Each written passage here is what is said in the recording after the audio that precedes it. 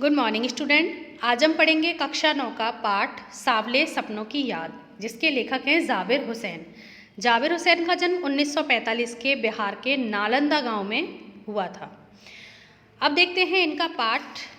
जाबिर हुसैन का पाठ है सावले सपनों की याद।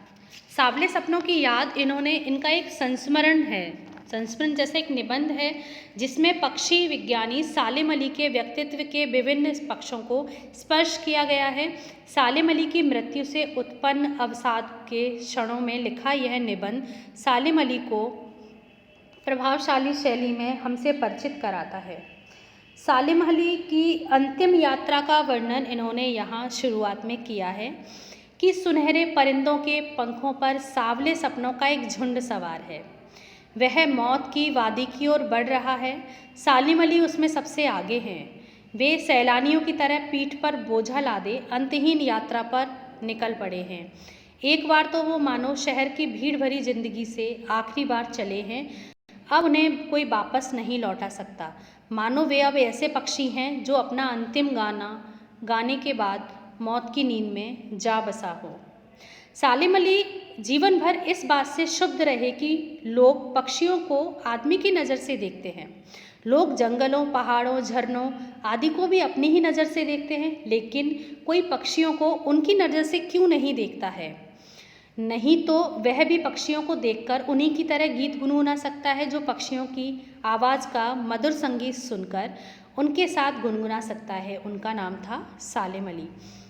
किसी को नहीं पता कि कब किसी को भी इस बात की जानकारी बिल्कुल भी नहीं है, ना ही थी कि जब श्री कृष्ण वृंदावन में रहते थे, श्री कृष्ण जब यहाँ रहते थे, किसको पता था? किसने देखी थी उनकी रासलीला? किसने देखी थी उनकी गोप लीला, उनकी माखन लीला, उनका बांसुरी वादन और वन वाटिका में विहार करना? किसी को पता है ये सारी चीज़ें? नहीं।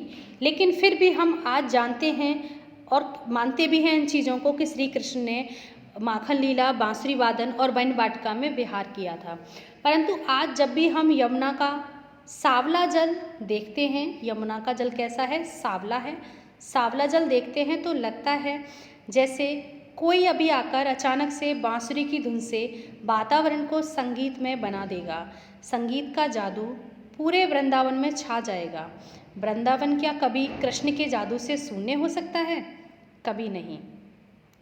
सालिम अली कमज़ोर काया वाले व्यक्ति थे। 100 वर्ष से कुछ कम वय में ही वह कैंसर से ग्रस्त होकर हमसे अलग हो गए। लंबी लंबी यात्राओं ने उन्हें थका डाला, फिर भी वह अंतिम सांस तक पक्षियों की तलाश में और उनकी सुरक्षा को लेकर चिंतित रहे।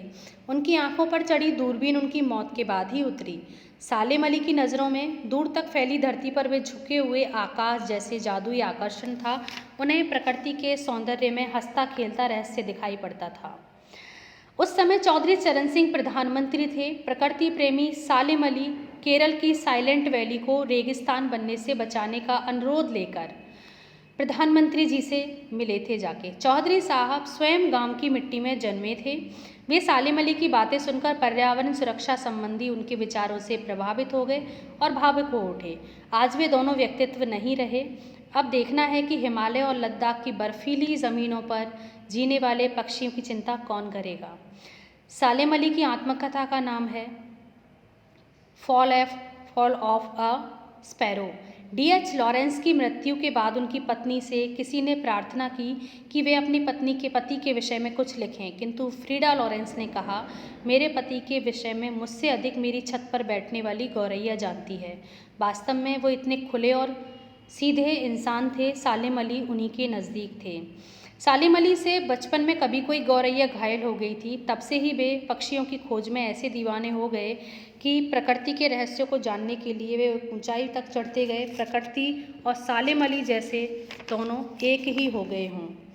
सालिम अली जीवन भर निरंतर यायावरी यात्रा करते रहे। उन्हें याद करने पर लगता है कि जैसे वे अभी अभी पक्षियों का सुराग लगाने के लिए निकले हों और थोड़ी देर में गले में दूरबीन लटकाए खोजपूर्ण परिणामों के साथ लौटकर वापस आ जाएंगे। सालिम अली का पूरा जीवन कहाँ निकला? पक्षियों की खोज में निकला। सुनहले परिंदों को ढूंढना, उनका ख्याल रखना, उनका ध्यान रखना, कहीं कोई जानवरों को कोई परेशानी तो नहीं हो रही है, कहीं कोई पक्षी कहीं मर तो नहीं रहा, कहीं ये जो वातावरण में परिवर्तन हो रहा है, कहीं ये जो फैक्ट्री वगैरह चलती हैं इनकी वजह से, कोई प्रदूषण की वजह से कोई पक्षी मर तो नहीं रहा है। ये सारी चीज़ें सालिम अली देखा करते थे। वो बर्ड वॉचर कहलाते थे। सालिम अली का पूरा जीवन पक्षियों के प्रेम में ही निकल गया। वो पक्षियों से बहुत प्रेम किया करते थे, जगह जगह जाते थे, उनको कैसे बचाया जाए, कैसे उनके जीवन लीला समाप्त होने से बचाया जाए, कैसे उन्हें सुरक्षित रखा जाए, ये सारी चीज़ें सालिम अली के ही ज़िम्मे थीं। सालिम अली बहुत ही अच्छे व्यक्ति थे, सीधे सच्चे इंसान थे। सालिम अली की ये जो यात्रा थी वो ज़ाबिर हुसैन ने अपने इस उसमें लिखी है, एक इनका संस्मरण है उसमें लिखी है। धन्यवाद स्टूडेंट।